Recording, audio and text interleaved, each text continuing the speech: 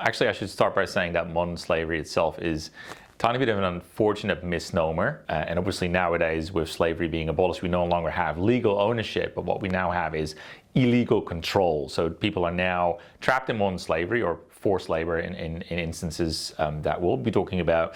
And those people are subject to illegal control rather than legal ownership. So that's an important distinction to make. But modern slavery is obviously very important, given that the latest estimation is that there are about 50 million people around the world trapped in modern slavery, 22 million of which are trapped in forced marriage, 28 million of which are trapped in forced labor conditions. So modern slavery has a number of root causes, but one of the main root causes of modern slavery, if not the key root cause there, is precarity. So people experiencing precarity.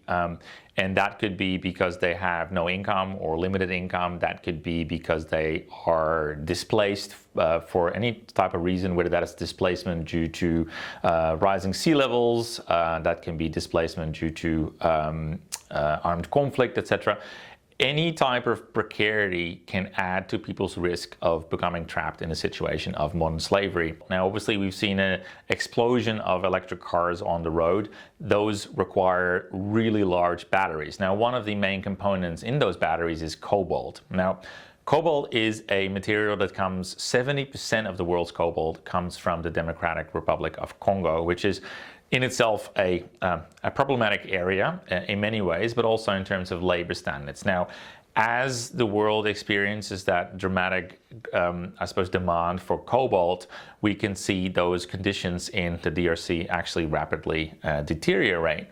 Another prime example is, the increased use in solar panels. Now, 95% of the world's solar panels use something called polysilicon to manufacture the solar panels.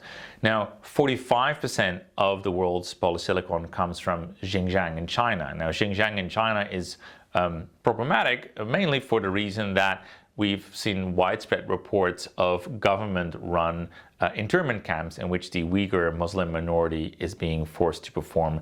All those are intended to deal with the